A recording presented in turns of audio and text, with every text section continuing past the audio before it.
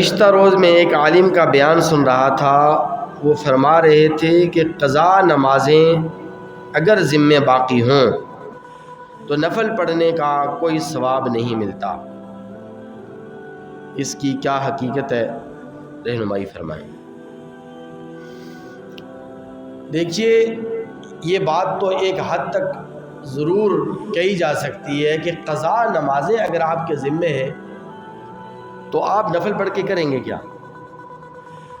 یہ تو کہنا تھوڑا سا مشکل ہو جائے گا کہ ثواب نہیں ملتا۔ ثواب تو خیر ملتا ہے نفل پڑھنے کا، لیکن اگر آپ کے ذمے قضا نمازیں باقی ہوں تو آپ نفل پڑھ کے کیا کریں گے؟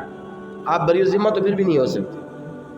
قیامت کے دن سب سے پہلے آپ کی نماز کا حساب کتاب کیا جائے گا۔ نفل آپ پڑھیں تو ثواب ملے گا، نہ پڑھیں کوئی گناہ نہیں ہے، کوئی حرج نہیں ہے، کوئی قباحت نہیں۔ لیکن آپ کے ذمے اگر قضا نمازیں باقی ہیں تو پہلے ان کو ادا کرنے کی کوشش کریں۔ اور قضا نمازیں پڑھنے کا طریقہ آپ کے سامنے متعدد مرتبہ عرض کیا جا چکا ہے، چینل کے اوپر ویڈیو بھی موجود ہے، ویڈیو فہرست پہ جا کر آپ دیکھ سکتے ہیں۔ بہت آسان طریقہ، عام فہم طریقہ آپ کے سامنے بیان کیا گیا ہے، اور کوئی مشکل کام بھی نہیں ہے۔ چند ایک سالوں کے اندر آپ زندگی بھر کی نمازیں بآسانی آپ جو ہے ادا کر سکتے ہیں۔ اس لیے سب سے پہلے قیامت کے دن آپ سے چھوٹی ہوئی نمازوں کے متعلق پوچھا جائے گا، اور نفلوں کے متعلق آپ سے نہیں پوچھ گچھ ہوگی کہ آپ نے نفل پڑھے نہیں پڑھے، آپ نے کتنے نفل پڑھے کتنے نہیں پڑھے۔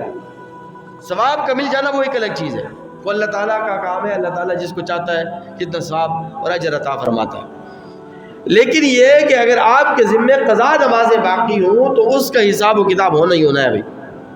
تو اس لیے میری رائے اس سلسلے میں یہ ہے کہ آپ تہجد کی نوافل کو مت چھوڑیں۔